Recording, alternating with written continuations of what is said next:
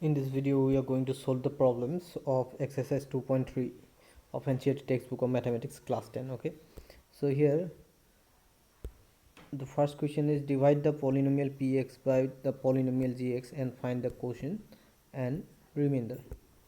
So here there are two polynomials given, one is px, another is gx. So px should be divided by gx in order to find the quotient and remainder. Okay, so now let me show you the first one, how to solve the first one of question number 1. So here you see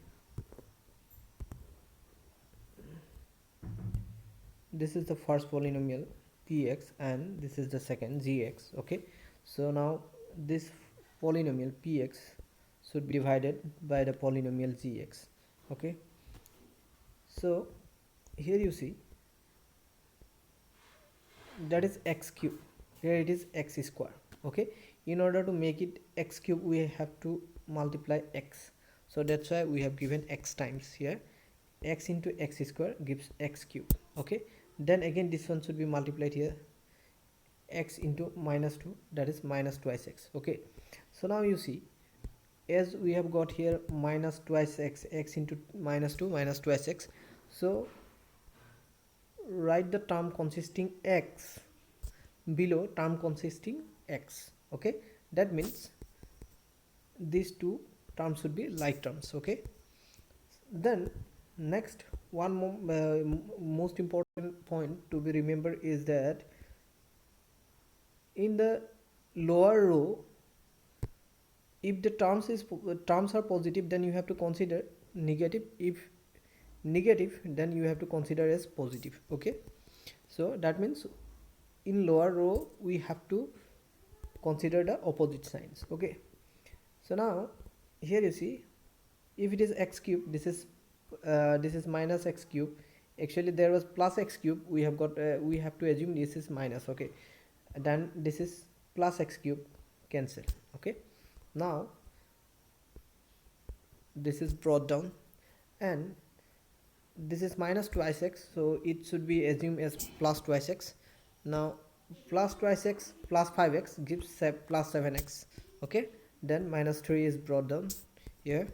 Then again here you see this is x square and this is minus thrice x square. So if we multiply minus 3 with x square, then we will get minus thrice x square. So I have given here minus 3 times. Okay, so minus 3 into x square minus thrice x square, then minus 3 into minus 2 gives plus 6. Okay, so now as it is minus thrice x square, I have assumed it as plus thrice x square, and this is plus 6, that's why I assume this one as minus 6. Okay, now you see this is plus thrice x square minus thrice x square gone, then minus 6 minus 3, here it is minus 9, and this term is brought down. Okay, so now here you see the degree of this polynomial is less than this one, that's why we cannot divide from here. Okay, that's why this is the remainder rx and the quotient is x minus 3. This is the quotient qx, that is x minus 3, and 7 minus 9 is the remainder rx. Okay, similarly we can divide the next one px by gx. Here you see gx is x square plus 1 minus x. Now I have arranged this one in descending order of the powers of x. Okay, so now here you see, so px is written here, px is written here, and this is the gx. So this is x square and here it is x to the power 4. In order to obtain the x to the power 4, we have to give here x to the power 2 times, that is x square. So x square into x square gives x to the power 4, then x square into minus x gives minus x cube. So minus x cube is written aside as there is no term containing x cube on the in the upper row. Okay, that's why it is put aside. Okay, so now here you see x square into 1, that is x square. Okay, now this is minus x to the power 4 to be considered as this is x to the power 4 should be considered as minus x to the power 4, and plus x square should be considered as minus x square. So here these two gone, and minus thrice x square minus x square gives minus x to the minus 4x square. Okay, and this minus x cube, this minus x cube should be considered as plus x cube, which is written here at the beginning, because it is the highest power now. Okay, and the remaining terms are brought down here. Okay, then you see now it is x cube, it is x square, so one more x should be given, then it will be x cube, then x into a minus x, that gives minus x square, x into 1, that is x. Okay, now consider this x cube as minus x cube and x square as plus minus x square as plus x square, and this plus x as minus x. Okay, so doing so we have got here, you see these two gone, then minus 4x square and this is plus x square gives minus thrice x square. Okay, this is minus x, so 4x minus x gives thrice x, then 5 is brought down. Okay, then here you see if you give minus 3 times minus 3 into x square, then you will get minus thrice x square, and minus 3 into minus x plus thrice x, minus 3 into plus 1 minus 3. Okay, so here you see this one should be considered as plus x square, minus thrice x should be considered minus thrice x, and these two gone, then minus 3 should be considered as plus 3 plus 5 8. So here is the remainder is 8. Okay, remainder is 8 here, and the quotient is this one, that is x square plus x minus 3. Okay, that's how we can divide one polynomial by another polynomial. Okay, so similarly you can solve the third of question number 3. This is the third of question number 1, third of question number 1. Okay, here, this one I am not going to explain. Okay, if you want to note it, then pause the video. Okay, so which one you want to note it, when it is shown on the screen, pause there. Okay, then you can note it. So but here let me tell you one thing, that 2 minus x square, so write it minus x square plus 2. Okay, keeping this one like this also you can divide, but if you write like this, if you arrange this one in descending order of the powers on x, then it will be easier. Okay, it will be easier to divide. Okay, so let's move on to the next question. Question number is, here you see, check whether the first polynomial is a factor of the second polynomial. So there are two polynomials, this one and this one, second. Okay, so we have to divide the second polynomial. We have to check whether the first polynomial, that means is this a factor of the second polynomial. Okay, so how to check? Suppose you see 6, 2 is a factor of 6. Okay, we know 2 is a factor of 6. If you divide 6 by 2, then 6 is completely divisible by 2, then you will get remainder 0. That's why in order to check is the first polynomial is a factor of the second, so we have to divide the second polynomial by the first one. If you get remainder 0, then we can say the first polynomial is a factor of second. Okay, let's start. Okay, now here you see in the question number here, first of the question number 2, first polynomial is t square minus 3, and the second polynomial is 2t to the power 4 plus 3t cube minus minus 2t square and minus 90 and minus 12. Okay, so now we are going to divide this one by the first polynomial t square minus 3. Okay, now divide the second polynomial by the first polynomial. So here you see, so I have already explained how to divide one polynomial by another polynomial. So dividing the second polynomial by the first one, here we are getting the remainder 0. Okay, so that's why the first polynomial is a factor of second polynomial. If you don't get the remainder equal to 0, then you cannot say it is a factor of the second. Okay, so similarly in number 2 of 2, here also we are getting 0, remainder is 0 here, so that's why first polynomial is a factor of second polynomial. Okay, in the third one, you see, third of question number 2, here we are getting a remainder that is equal to 2, which is not equal to 0, that's why first polynomial is not a factor of second polynomial. Okay, That's very simple. Okay, let's move on to next question. So here you see, now let me explain how to solve question number 3. Obtain all the zeros of this polynomial. What is the polynomial here? Thrice x to the power 4. It should be 4. Okay, it is not clear, but it should be 4. Okay, then 6x cube minus twice x square minus 10x minus 5. If two zeros are 5 root 5 by 3 and minus root 5 by 3. Okay, here two zeros are given of this polynomial. We need to find the remaining zeros. Now you see, this is a polynomial, and here the power highest power on the variable is 4. That's why its degree is 4. Its degree is 4. If its degree is 4, then it must have 4 zeros. So instead of 4, there are 2 zeros in the question given. Okay, so we need to find all the zeros. That means we need to find all the 4 zeros. Okay, so let me show you how to solve this one. Okay, so this is the given polynomial px. I have written as px thrice x to the power 4 plus 6x cube minus twice x square minus 10x minus 5. Okay, and out of 4, 2 zeros are given. Those are root 5 by 3 and minus root 5 by 3. Okay, these are the 2 zeros of px. Okay, now we have already got in class 9 the factor theorem. Now you see, if a is a 0 of px, that means if pa is equal to 0, if pa is equal to 0, where a belongs to R, that means a is a real number, then x minus a is a factor of px. Okay, so if pa is equal to 0, then x minus a is a factor of px. Now if you see, if pa means p positive a, okay, if you take p minus a and you get 0, then you can say x plus a is a factor of px. Okay, so that was the factor theorem, so which one we have already got in class 9. So according to that theorem, here you see, we here it is given that root 5 by 3 is a 0 of px. That's why x minus root 5 by 3 must be a factor of px, and hence again you see minus root 5 by 3 is a 0 of px. That's why x plus 5 root 5 by 3 is a factor of px.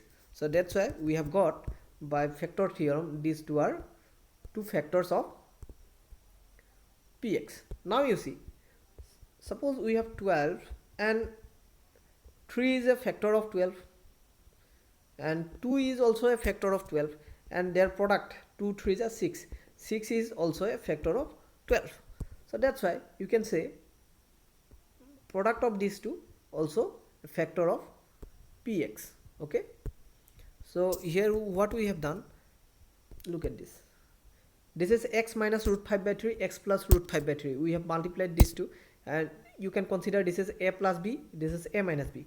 So you know the identity a plus b into a minus b. A plus b into a minus b is applied here. That is equal to what? A square minus b square. Okay, so that's why we have got x square minus root 5 by 3 whole square means 5 by 3.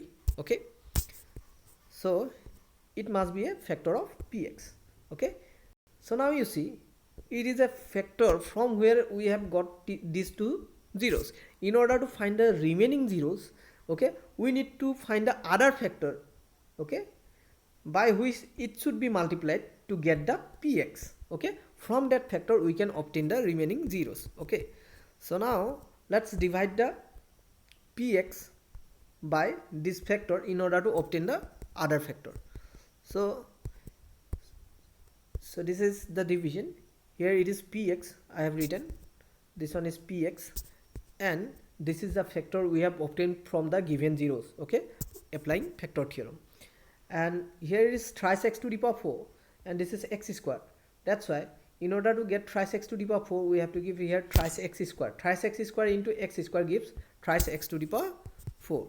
Similarly, if you multiply thrice x square with 5 by 3, then 3 will be cancelled. Minus 5 into x square gives minus 5 square x square. Okay, so here you see, this one should be considered as negative and this one should be considered as positive. These two cancel and 6 cube is brought down, then plus 5 minus 2 plus 3 x square here. Okay, similarly minus 10x and minus 5 brought down here. So similarly you can divide completely it, and here we are getting 0. That means this must be a factor of px. Okay, so in order to find the remaining zeros, those remaining zeros can be obtained from this factor. Okay, so in order to find the zeros, let us consider this factor is equal to 0.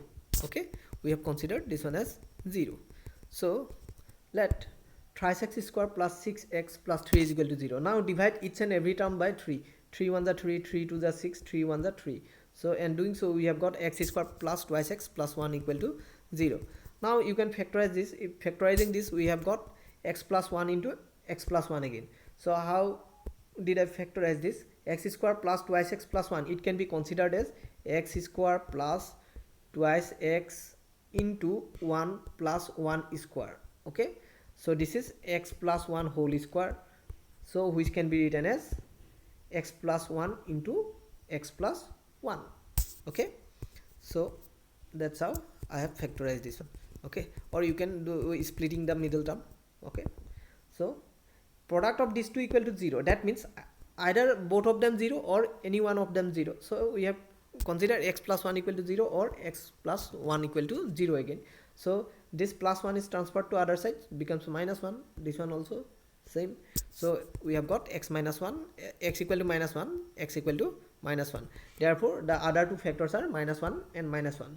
So now all the zeros of px, that means the given polynomial, are minus 1 root 5 3 minus root 5 3.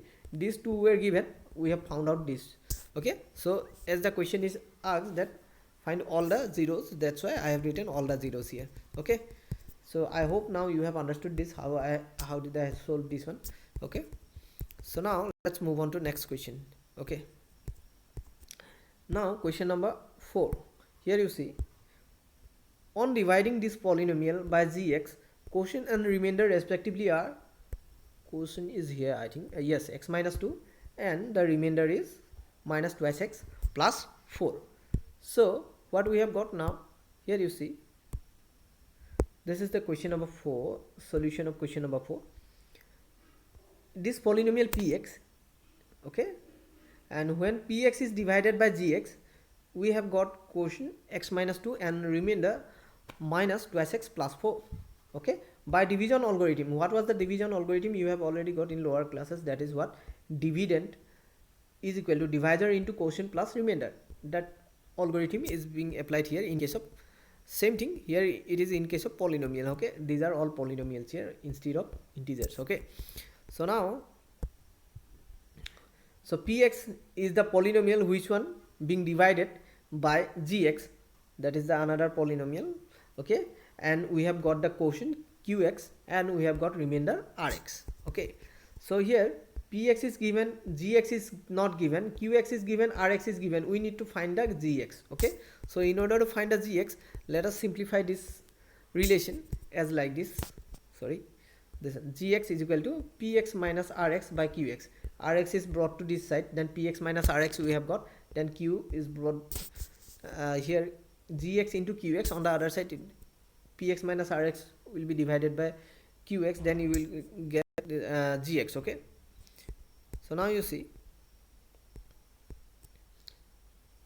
so I hope you have understood this simplification. It is very simple. Rx is brought to this side, so here on this side we have got px minus rx, that is written on that side, and here we should have qx plus gx plus qx, that is written on the other side. Okay, so whatever we supposed to get on this side, that is written on that side, and result on this side is being written on this side. Okay, so that is the, here you see, nothing to be confused, that's very simple.